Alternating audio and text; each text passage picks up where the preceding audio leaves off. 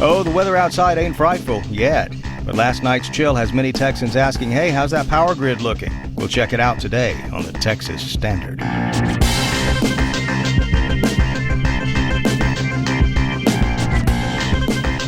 Texas Standard is a production of KUT Austin, KERA North Texas, Houston Public Media, and Texas Public Radio in San Antonio. I'm David Brown. You no doubt remember that deadly and quite unexpected big freeze of February 2021 and the blackouts that brought the state to a standstill. How much has changed? Mose Buchel of KUT in Austin's been keeping tabs, and we'll talk with him. Also, the Texas legislative session hasn't even started yet. More than one representative claims to be the de facto speaker-elect. We'll see about that when Blaze Gainey of the Texas Newsroom joins us. Also, what's in your mug? The host of the Tacos of Texas podcast with winter tips for cozy sips. All that and more coming up today on the Texas Standard. No matter where you are, it's Texas Standard Time on this 11th day of December. Yes, December, otherwise known as motorbike weather for some of us south of I-20. Oh, sure, plenty of folks complain about the Texas heat in the summer, but for those of us who love the outdoors, the relatively late arrival of winter has its own charms. Alas, this won't last much longer. I knew it when I saw the green light circling on the Alexa last night, and I was right, a notification of a freeze warning for parts of central Texas. Just to be safe, we covered the plants with the tarps we've learned to keep on hand, relics from a certain freezer burn of winter 2021. You know the one. By the time the sun rose over the Lone Star State that fateful February morning, the power was already off, and an unexpected blanket of ice had all the tall tree limbs within easy reach of the dogs, and things got far worse from there. Days without electricity statewide, and despite optimistic projections that we might get our power back on maybe 24 or 48 hours, there were promises mostly unkept.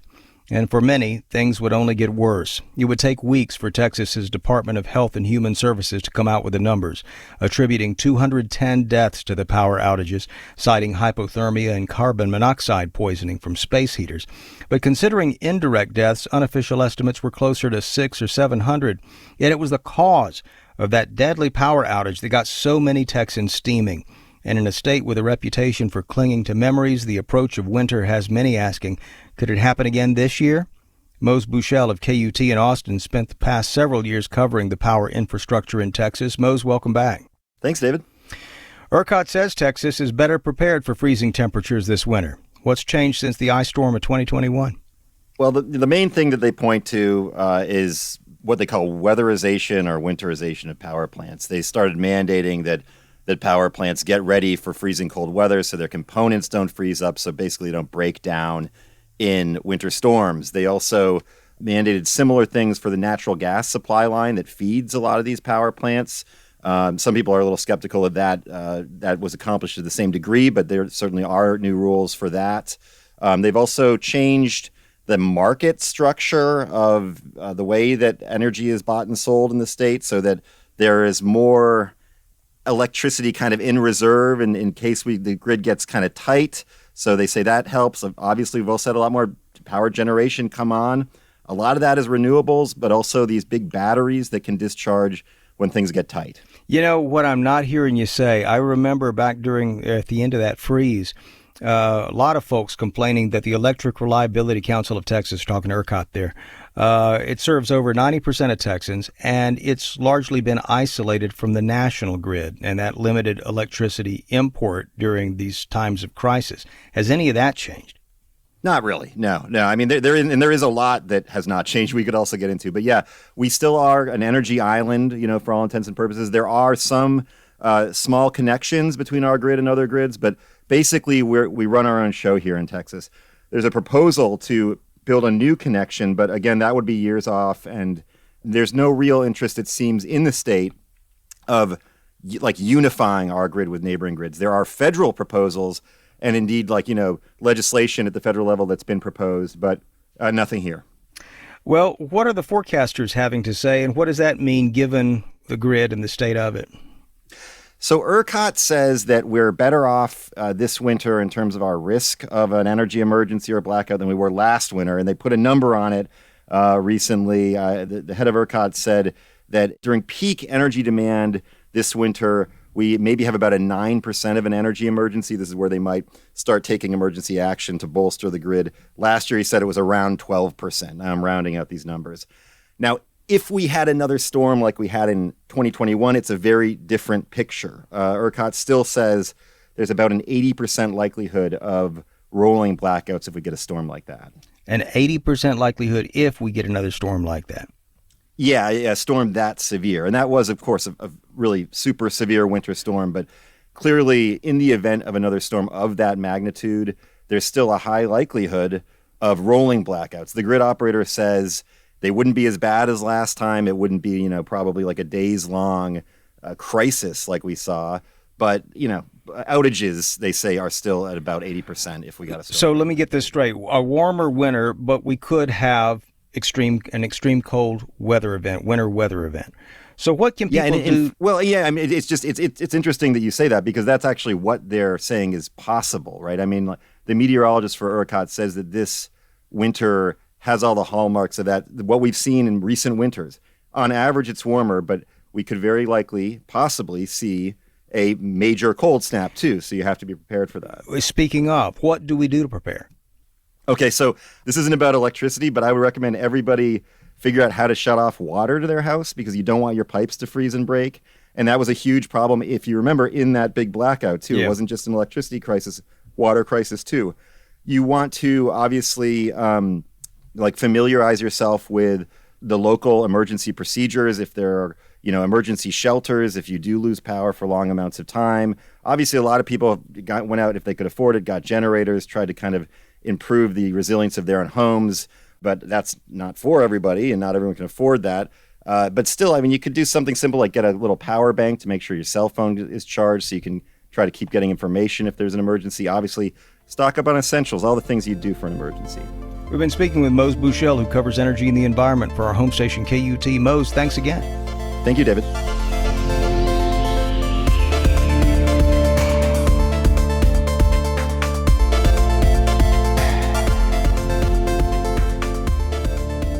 A ride in an old Volkswagen Beetle can be a powerful cure for the rosy fog of nostalgia. Sometimes the good old days, on further reflection, don't seem so great after all. And yet, in a state once known for political bipartisanship, plenty of Texans wonder where the good times have gone. Cross-party cooperation has been reduced to a four-letter word among many in the Texas GOP, and we're seeing the effects of that play out at the Capitol right now. Current House Speaker Dade Phelan, seen by many of his fellow Republicans as too willing to court Democrats, didn't want to endure a bruising fight to hold on to the gavel. But if not Phelan, then who? For more on the fight for House Speaker, we're joined by the Texas Newsroom's Capitol reporter Blaise Gainey. Blaise, welcome back. Hey, how's it going? Going well. I wonder how things are going for a couple of representatives here, David Cook and Dustin Burrows. Each of them have declared victory, but it's hard to know who's actually on top here. Let's begin with what each of these lawmakers are promising and hoping for. David Cook, Tarrant County Republican, you told us a few days ago he seemed to be the one to beat, right? Yeah, I mean, what's known right now is that David Cook is promising Republicans that he will no longer elect Democrats to chair committees, and Republican bills will be prioritized over any legislation filed by Democrats.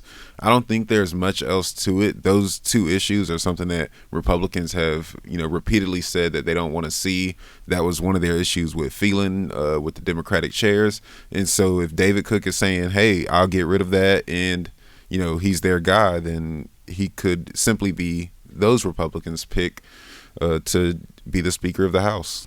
And yet, on Saturday evening, we had Dustin Burrows seem to declare victory, sort of casting himself as the Speaker-elect, saying he has enough support from Republicans and Democrats put together to be the next House Speaker.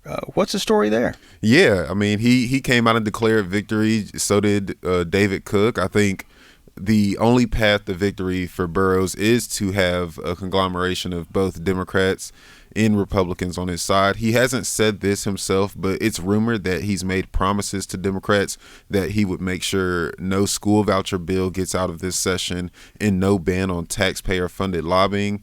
It's not, exactly clear-cut if he made these promises or if it's just rumors, but that could be an indication of why Democrats are, supporting him.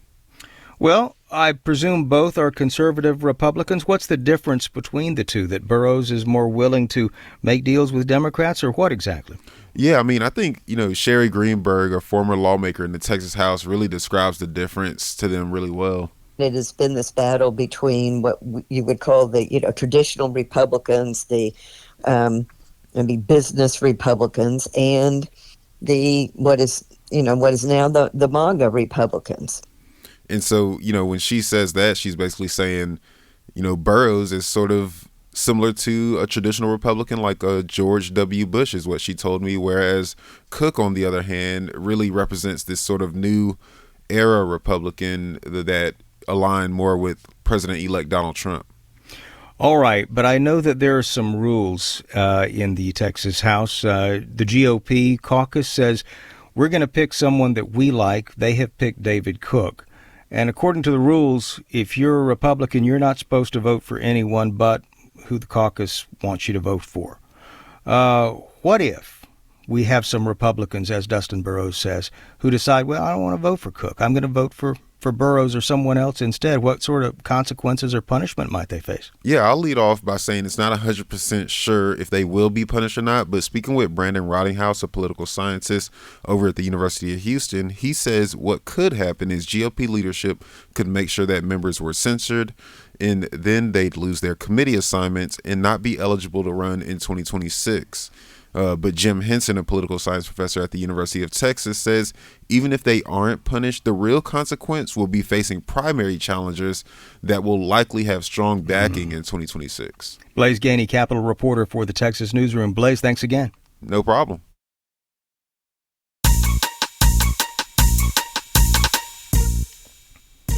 Mr. Wells Dunbar is our social media editor here at The Standard, and he joins us now with a look at what Texans are talking about online. Wells, welcome back. Hi, David.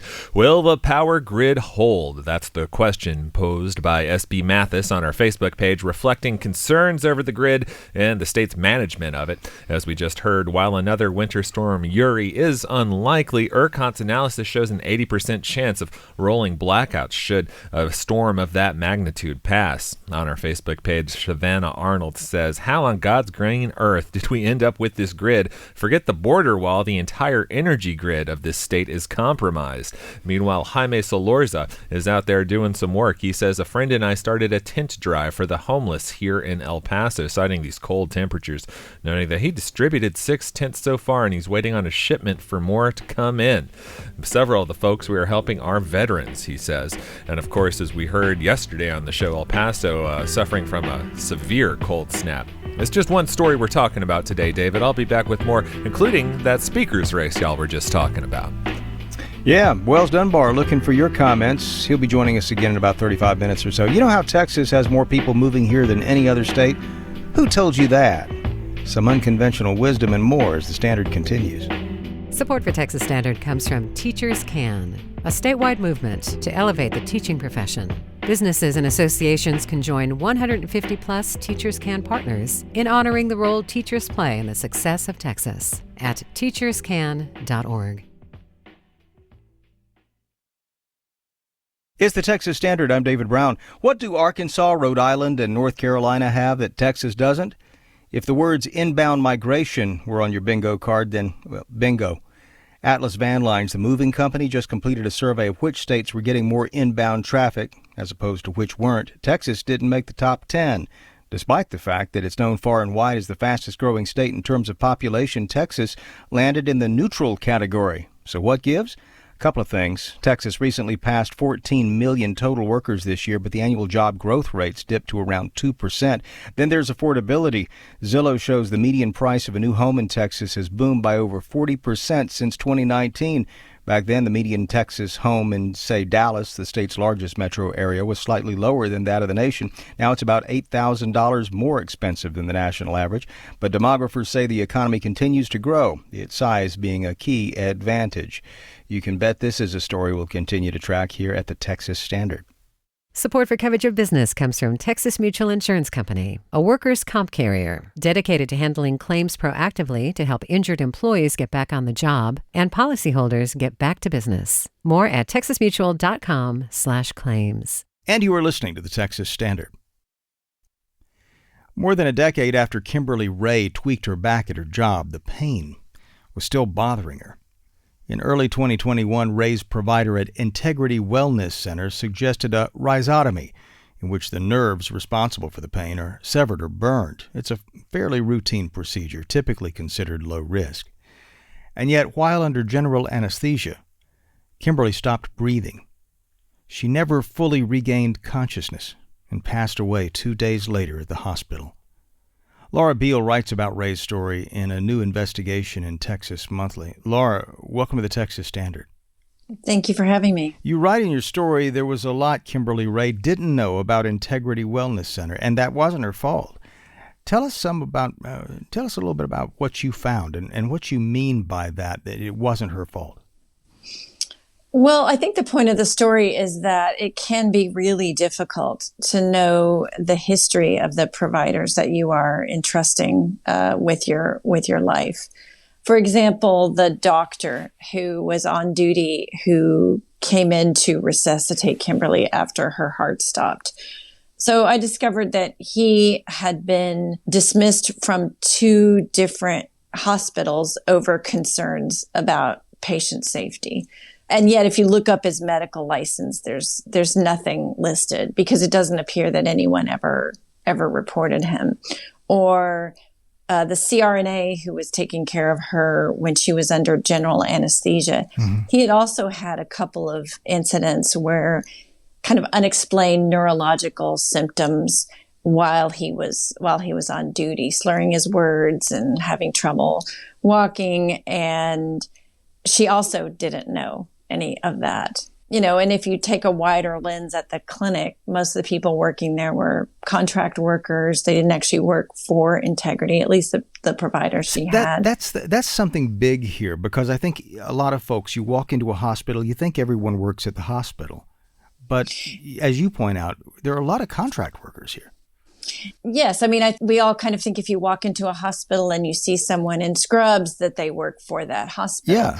But that may or may not be the case. And I want to say that's not an inherently bad thing. I mean, we have a healthcare provider shortage. And so through contract agencies, that's one way that we can fill in the gaps, is to have contract nurses, contract doctors. And so that in itself isn't bad, and it's a necessary part of healthcare.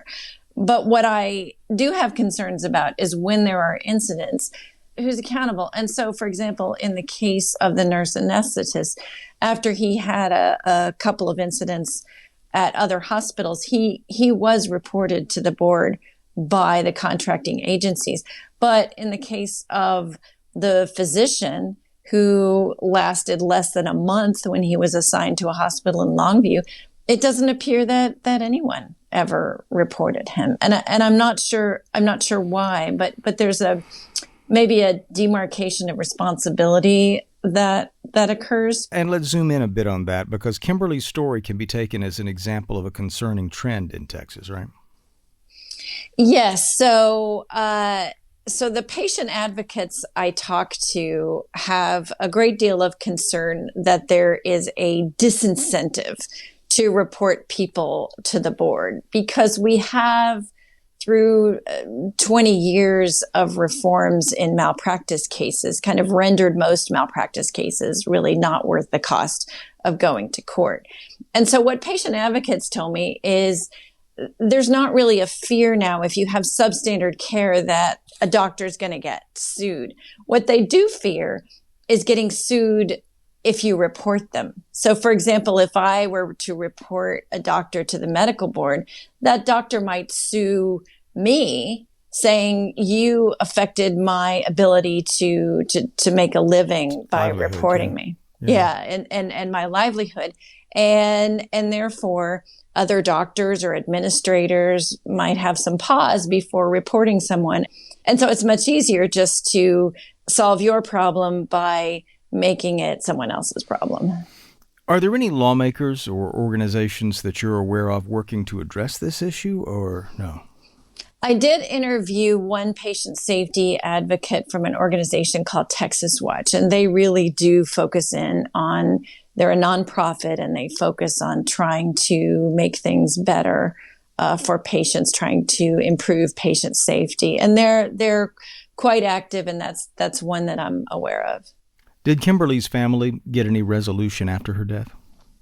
They did want to bring a civil suit, and partly because they felt like she deserved some kind of justice. But I talked to her mother, who was very intent that Kimberly's voice not be forgotten. And so one of the benefits to the public of a civil suit is you do create a public paper trail. So in the case of Kimberly, all the records I was able to draw on were from the civil suit, which had been entered into the public record as part of the civil suit. So anybody, you could go and look them up. And so they wanted a record of it. So what happened to her would not be forgotten, and maybe some good will come of it. But a bigger part of this, of course, Laura, is that this undercuts trust in the medical system writ large, it seems to me. I mean, if you don't have people that are being reported, if there are disincentives for that reporting, and it seems to me that in a state where there's so much concern about healthcare and healthcare coverage, it's the last thing you want, and it's hard to know how to fix that, how to untangle that. It is. And of course, my purpose is not to scare anyone from getting health care that they need or be afraid of doctors or hospitals. In fact, the vast majority of doctors care about their patients and want to do right by their patients. So I don't want to give the impression otherwise. I know a lot of doctors. I admire a lot of doctors. Mm-hmm. And so I don't think the medical profession, the issue comes in is when there are those bad actors. How do we root them out? I think maybe the profession needs to do more to try to police itself if patients are not able to do it, and if the accountability system no longer fears patients. Laura Beil wrote about this story for Texas Monthly, and we're going to have a link to it at texasstandard.org. Laura, thanks so much for joining us. Thank you for the invitation.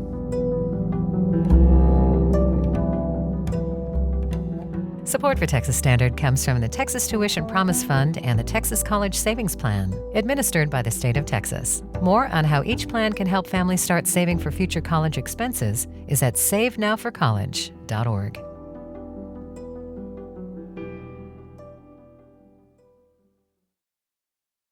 From the Texas Newsroom, I'm Alexandra Hart. Most of Texas woke up this morning to near-freezing temperatures.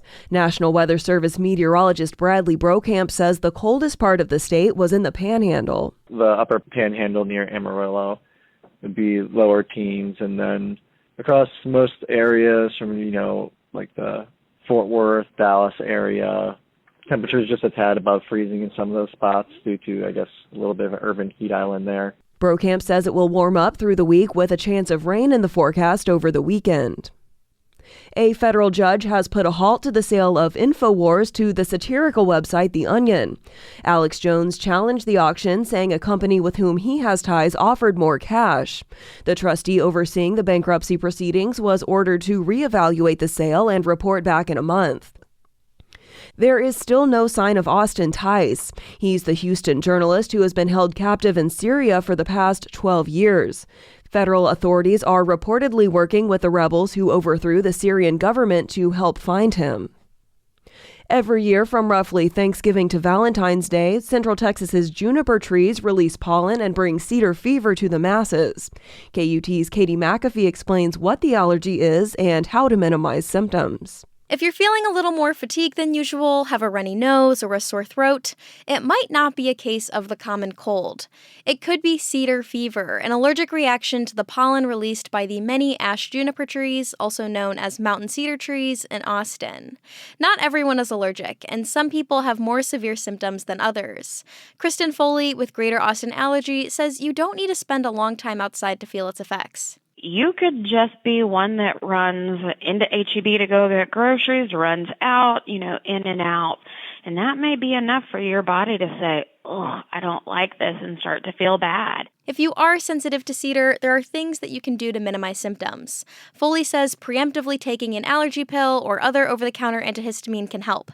She also recommends changing your clothes right when you get home to minimize the amount of pollen that enters your space. I'm Katie McAfee in Austin. The U.S. Fish and Wildlife Service has proposed listing the monarch butterfly as a threatened species under the Endangered Species Act. Both the eastern and western migratory populations of the butterfly have declined by more than 80%. Western populations are estimated to have a 99% chance of extinction by 2080. Public input on the proposal will be accepted until March 12th at regulations.gov. I'm Alexandra Hart from the Texas Newsroom. Support for these Texas headlines comes from Raise Your Hand Texas, working to strengthen public education for all students and helping Texans understand education issues coming up during the 89th legislative session at raiseyourhandtexas.org. 33 minutes past the hour, Texas Standard Time. I'm Laura Rice. Do you have something of a creative streak? Are you inspired by the rugged beauty of the far west Texas mountains? Then the National Parks Service has a gig for you. Applications are currently open for the Big Bend National Park Artist in Residence program, where artists have the opportunity to live and work in the park while helping with engagement and outreach efforts. Here to tell us more about this program and how to apply is Tom Vandenberg, Chief of Interpretation and Visitor Services at Big Bend National Park. Tom, welcome to the Texas Standard. Yeah, wonderful. Thanks for having me on.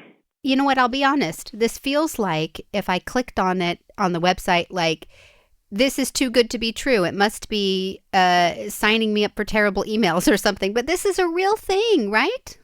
Yeah, this is real. Artist in Residence programs exist in quite a few national parks. I think probably over 50 of our national park areas host Artist in Residence programs of some sort. And they're all a little different and, as unique as the park itself. It's something that we had at Big Bend in the past, and then I think we've had maybe about 7 to 10 years maybe where it just sort of didn't happen. I'm not quite sure why, but we brought it back last summer, and it was quite successful, and we're really excited to do it again in the coming year. Well, that is so exciting. So what are some of the roles and responsibilities of the Artist in Residence? Well, arts and national parks have always gone hand in hand from the beginning. Some of our earliest national parks, the public interest was stirred, their imagination at these great, huge western landscapes. So think of like Thomas Moran's paintings of the Grand Canyon of the Yellowstone, things like that. Yeah. And art has always, national parks has always attracted artists, and artists are creative people that see the public lands in creative and new ways. And so the purpose of the program, like you mentioned, is to allow artists of various mediums a chance to stay in a park, to be here for a while, to get to know park staff, to develop their practice, and just explore the parks in a new way, and then share that with the public. We want it to benefit both the artists and the public that comes to the parks. So your artist from this past year, what did that look like in the end? Was it a project that needed to be on display, or what sort of were the goals? Well, that's another way that Big Bend is a little different than some other parks, in that some will hire just one artist, and we'll have one artist for maybe a month or a couple of weeks or a month and a half. At Big Bend, what we wanted to do is try to explore a variety of mediums. So last year we had, I believe, 5 artists in residence, and they were here for 2 to 4 weeks at a time. We had an amazing painter. We had what I'll say is an artistic cartographer. We had a photographer. We had an illustrator, and then we even had a musician composer. So we were able to explore a whole variety of mediums, which made it really exciting. What do you think is special about Big Bend when it comes to art?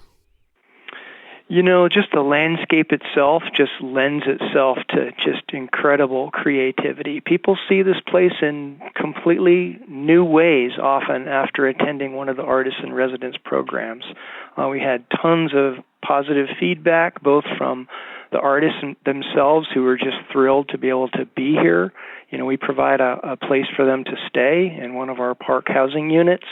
We'll provide them with a little stipend, a place to work, allow them just free reign to travel throughout the park and practice their medium, and then present one or two public presentations along the way to help share, their view of this place. What's so special about West Texas and the Chihuahuan Desert in particular. So what do you think makes a good candidate, and how can you apply?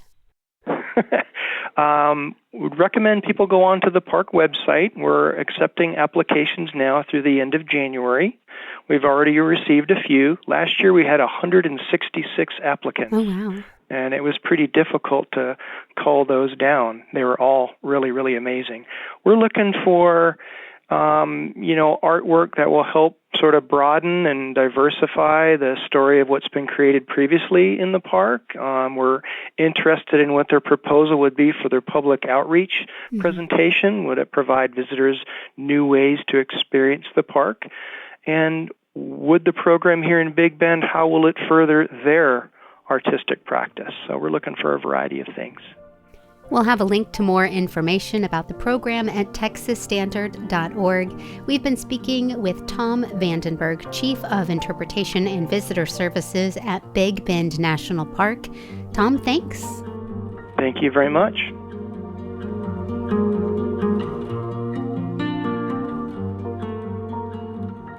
Support for Texas Standard comes from Texas Oncology, right here with cancer care at more than 280 locations around Texas, allowing patients to remain close to family, friends, and caregivers while they fight against cancer.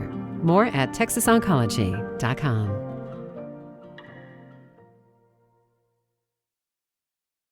I'm Jason Mellard from the Center for Texas Music History at Texas State University.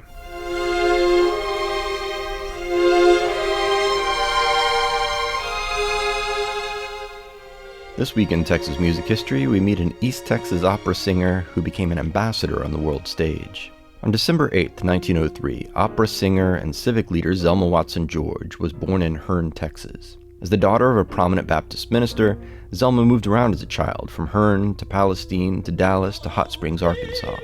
Her father's prominence meant that congregants found him wherever he was, and Zelma recalled visits to the family home from such civil rights figures as W.E. Du Bois and Booker T. Washington during her childhood. In 1917, her family left Texas for Kansas when vigilantes threatened her father over his work on behalf of black prisoners. She moved to Chicago for college, studying sociology at the University of Chicago, pipe organ at Northwestern, and voice at the American Conservatory of Music, before pursuing a PhD in sociology at New York University with a dissertation on the history of black music in America. Throughout her life, Zelma Watson George would balance her myriad careers in education and social work, civic engagement, and musical performance. Starting in the 1940s, George took on leading roles in a series of operas and musicals, perhaps best known for her work in Cleveland-based productions of Giancarlo Menotti's The Medium and The Consul, and Kurt Weill's experimental three-penny opera.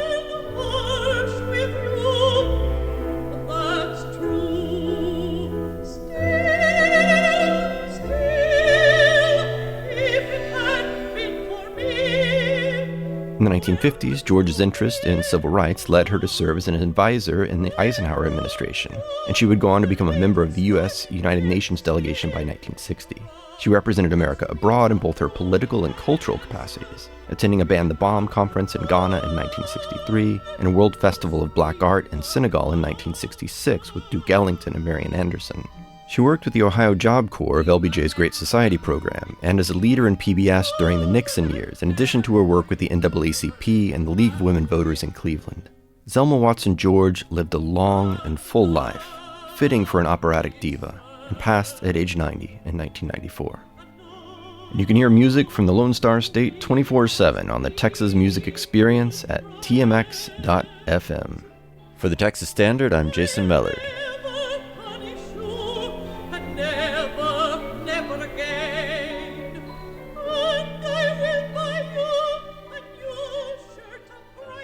It's the Texas Standard. I'm David Brown. We talked earlier about the big chill last night across much of Texas, and with more to come, it won't be long till the cozy sweaters and scarves come out. But it's also a good time to get back to those warm soups and drinks. Taco journalist Mondo Rayo has a few go-to dishes perfect for chilly weather in Texas. He's the host of the Tacos of Texas podcast, don't you know? Mondo, great to talk with you again. Hey, David. Glad to be back. All right, so what delicious grub do you reach for to keep you cozy and warm during the cold months? Oh man. Well, to be honest, whether it's 100 degrees out there or 30 degrees, my I always go to is caldo. Like if you have a Mexican mom, she'll make you caldo when it's the hottest day in Texas or the coldest day. Talk about comfort. All right. So what Yes. is caldo exactly? Tell us. Yeah, I mean, the caldo is, in a sense, it's a soup that's really based in vegetables like squash or a type of squash which is chayote, and as well as infused with bone broth. And so, whether it's a bone marrow or a shank, that gives it that the heartiness of the soup. And man, that is kind of the go-to medicine you need when it's cold, when you're sick, or on a hot summer day too. Caldo. All right. Yeah. It sounds like you've got some fond memories of certain foods when you were growing up. Oh, for sure. Oh, yeah. Like, another example is menudo, and, growing up, in whether it's in northern Mexico or in Texas, you probably are familiar with that, deep red soup that has, the chilies, the hominy, and the tripe, which is cow stomach. And Yeah. so, yeah, and usually that's a pretty good remedy when you are maybe healing a hangover, a little bit of a cruda. That's a great soup to go with, and you just slowly sip it, and you don't even have to bite into that tripe. You just let it slide down your throat. I was going to say the tripe is always that's the wall for me. I've always wanted to really enjoy menudo because the taste is so good, Yeah, definitely for some it's an acquired taste. How about that? All right. Fair enough. Fair enough. What about recipes? You got something up your sleeve that might be quick and easy listeners can try out? Yeah, to be honest, there's a lot that you can do nowadays with like an Instant Pot, or even, just a few hours, over the stove. You could do like you could do a caldo hack, where, if you go to a grocery store, say like HEB, they already have the vegetables already cut out for you. Just put them in water, maybe some beef stock, and add, a little bit of maybe whatever your preference for beef, and let that simmer for a couple hours, and it's just like done. And then as well as like you can really even like there's if you go to the soup section, you could get menudo in a can. I've seen it. Or even like if you want to, I just recently saw this that they have how they have the ramen bowls ready to heat. Right. Sure. They already have like a pozole flavor. They have a birria flavor, and so like that's something that that you could just pop in, maybe with some boiling water, and like you got those flavors already ready to go. I have to vouch for pozole. I absolutely fell in love with someone who did it in her own kitchen, and I'd go down there about once a week and buy some, and it was so good. Oh my goodness.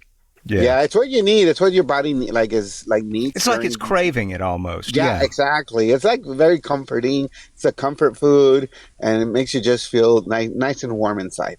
Yeah. Anything non-traditional you like to eat when it's cold? Definitely. I love my Asian flavors, whether it's pho or even like ramen. If you go in Austin, if you go to Ramen del Barrio, they're infusing kind of those Japanese flavors with Mexican. So they have this carnitas ramen that is one of my favorites.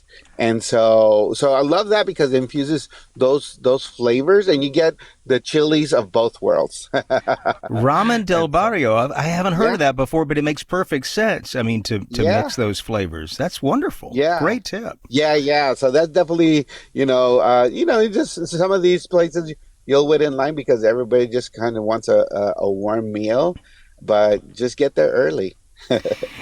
Mondo's just getting started. If you haven't checked out the Tacos of Texas podcast, what are you waiting for? He serves up some great ideas for eating any time of the year.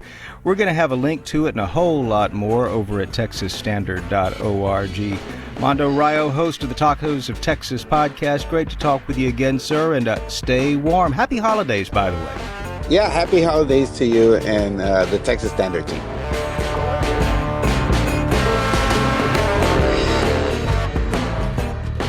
Support for Texas Standard comes from Raise Your Hand Texas, working to strengthen public education for all students and helping Texans understand education issues, coming up during the 89th legislative session at raiseyourhandtexas.org.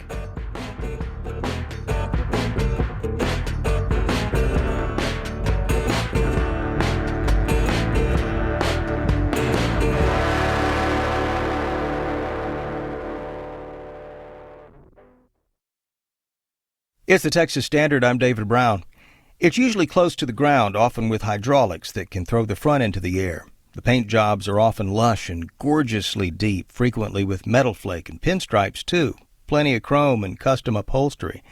But when it comes to Texas lowriders, it doesn't stop with the car. In fact, you're just getting started. Since the 1940s, a culture has grown around these machines, low and slow, often rolling celebrations of Mexican-American heritage and family, with clubs, events, and lots of mutual support and admiration. It's a phenomenon that spread way beyond Texas's borders, imitated and adapted, to be sure, but at its core, the legacy of the lowrider is distinctly Texan. Emiliano Tawi Gomez, who covers Latino communities for the Austin American-Statesman, went in search of some of the original lowriders of Austin, and he joins us now. Emiliano, welcome to the Texas Standard. Thank you for having me, David. Tell us a little bit about when and how lowriding culture made it to Austin. Yeah, lowriding culture seems to have first come to Austin from at least the reporting that I was able to do over the past many months in the 70s, often through people coming from originally from California or through other parts of Texas in the Southwest, and making their way through Austin.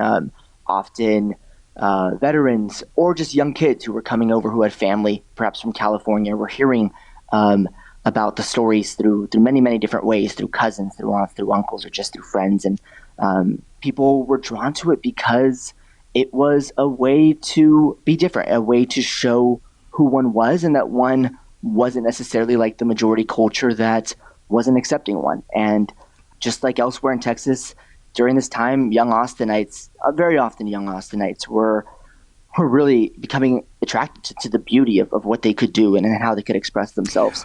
One of the things I love about lowriders is quite often these cars are some forgotten Detroit iron, the old Impalas or the Grand Prix of yore. People may have forgotten about some of these rides, and yet you put a lot of love and attention. Sometimes whole families will be working on one car for a long time, and then it makes its debut at one of these, events at a local park, and people go crazy over it, right?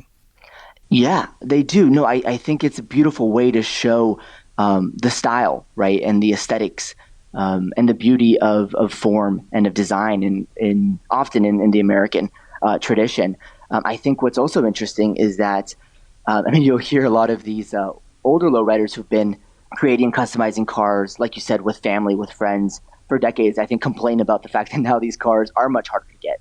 And when they were young, you could be a young kid, you could save up your money from your high school jobs, and you could buy an old car that was only a few years old, and you could already start to do things to it. And as we know, newer cars aren't necessarily things you can do that to. And so, right. This generation had access to that and kind of took hold of the technology that was in front of them, and it was a very customizable one. You also write, though, about some of the negative experiences that the original lowriders associate with the culture. Can you say more about that? Yeah. What you see is these were young kids often from what we now call Central East Austin, right? But East Austin, Montopolis, the old Hispanic neighborhoods or Mexican-American neighborhoods in South Austin. And they often felt like they were being prejudiced against because of they had this interest, because they drove like this, because people weren't used to seeing these cars.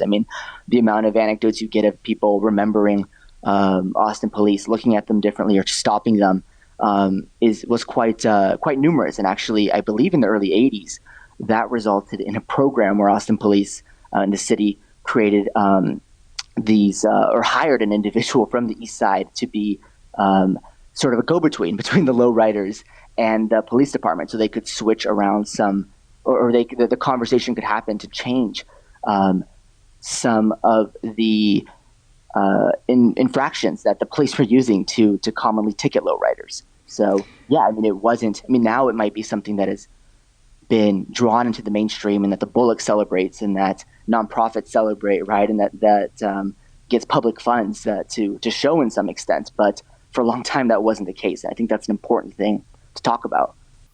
Emiliano Tawi Gomez covers Latino communities for the Austin American-Statesman. It's a fantastic article. We're going to link to it, texasstandard.org. We urge you to check it out. Emiliano, thanks so much for joining us on The Standard. Thank you for having me. And you are listening to the Texas Standard.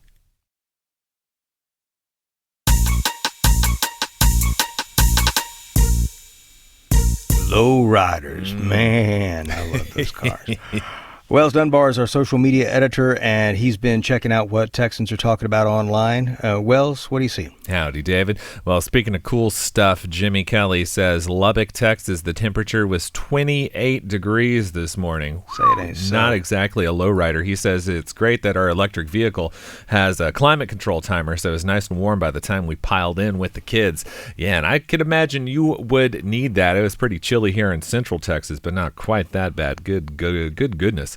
Robert Flood, our friend there on Facebook, he says he has weather whiplash from the perfect day we experienced there in North Texas yesterday to the weather I left Toronto many years ago for. He says, I prefer the cold in an ice hockey rink, not on the outside. And I'd have to concur there. Yeah, it was quite a chilly one. But, this being Texas, give it a couple minutes and it'll change. I'm looking, celebrating one of my kids' birthdays at the park this weekend, and I think we're going to be back up to 70. So, so there's that at least. Yeah. I don't know if you've been out to Bee Cave, which is not far from Austin, but they've got this ice rink set up there at the outside mall. The other day, we were looking at that ice rink, and it had water on top. It was like 65, 70 degrees outside. It's like, who's going to do this? Getting close to where this starts to be legit for sure. Definitely. But anyway, fun day. Anyway. Back and forth. Yeah, lots of fun out there. But of course, lots of concern too, as we were talking about at the top of the show. Mike Rollins pointing out that 80% figure. We heard this ERCOT's chief meteorologist saying if those winter storm conditions reappear, like we saw back in 2021 with Winter Storm Uri, the 80% chance of rolling blackouts. Mike Rollins says, what progress have we made since then? Similarly, Gretchen Lindquist says, why did the governor tell us that everything had been done to harden the grid? She notes that this kind of thing doesn't happen in other states. As we heard, lots of folks still voicing their displeasure with the fact that, as Mose Buchel of KET explained earlier, that Texas is an energy island, aside from some scant connections here and there, and of course the community of El Paso not being a part of that statewide energy grid. The fact that should something come to pass, that we would be essentially on our own energy-wise if we do see a repeat of that 2021 storm or something worse, and we see these rolling blackouts. So lots of concern about that as these temperatures fall. Concern over another story y'all were talking about there. Doris Murdoch says the race for the Texas House Speaker sure is interesting. Burrows has voted for some questionable legislation. Meanwhile, Cook promises there will be no Democratic chairmanships. For a liberal like me, talk about a rock and a hard place, she says.